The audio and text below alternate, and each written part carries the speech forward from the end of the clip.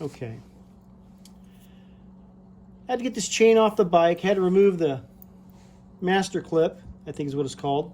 Master link, sorry. You can see this thing's already off. I want to show you what I did. I ordered a chain. I thought I'd have an easier time doing it, but I couldn't get this thing apart. So I could have ordered, you could probably get one for 10 bucks. They got a tool you can use. It pushes these pins through once you've got your clip off of here, like this, to take this off. It'll push these pins through and you can release this thing. Problem is these things are so worn, they got grooves in them, and it was a real chore getting this thing apart. So I didn't want to wait to order something, so I had to think about this. And what you can do, you don't have to have a C-clamp that's this large. I think this is a 5-inch. You could have one that's smaller. This gives you great leverage though. Found a nut that was larger than the diameter of the pin. Okay, so what I'm going to do is I'm going to push that pin through that nut there. Show you what I mean. Set that there like that.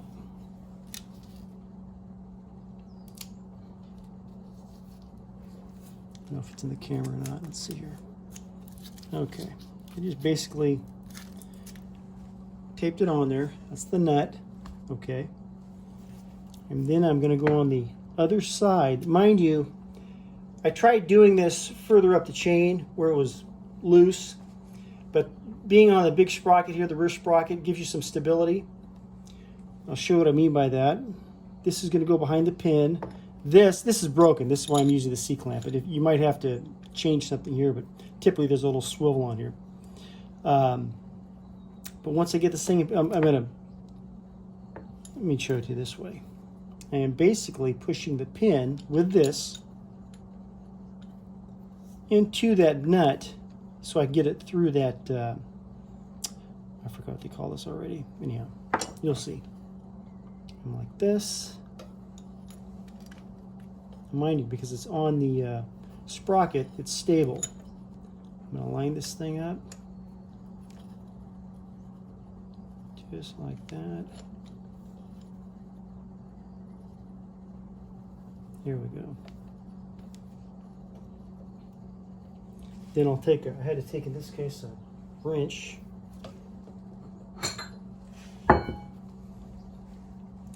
See if this is in the camera here. Yeah. Some more leverage. I used a wrench here. Get it turning. Okay.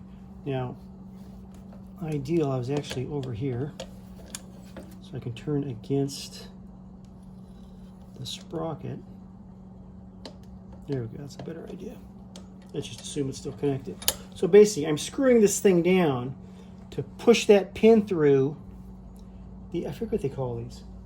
Anyhow, to push that pin through, but I had to have something. I can't just push it into this thing.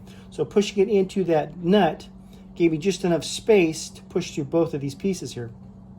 Mind you, it was not easy. I really had to crank this thing down. But being able to have it on the, make sure you're on this rear sprocket, because it stabilizes this whole thing, because it's leaning up against this as I'm screwing this thing in. And mind you, it's connected at the time, so you don't have to worry about this aspect, like I want to come off. But I could hold this, spin this side, even using the wrench, and it's pretty stable. But I'm thinking, man, I don't know if this is going to work, and then go pop. It was that difficult to push these things through. So it wasn't easy. So the bigger one, like I said, this is a 5-inch. This is an old C-clamp. This works pretty good because it was substantial. I could hang on to it. I don't know. Let's see if this is coming into the camera here. Give a bigger picture. Basically, we're driving the pin through here, through that, into that nut. Gives us just enough room to get us through these two pieces here. And that's what freed this thing up. And I had to do both of them.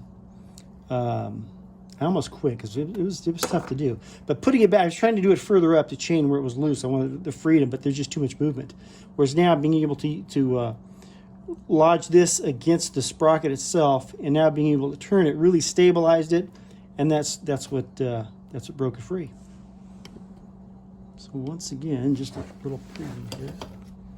It's basically a C-clamp. I could weld this. I'll actually use this again. I might even take another bolt or a nut and weld it to this clamp. So I don't use this thing for anything else because this part's broken. The swivel's going. But I would do this again. This was pretty easy. Like I said, but if you can't weld, you can always duct tape it. But it works. Love you, God bless. Good luck.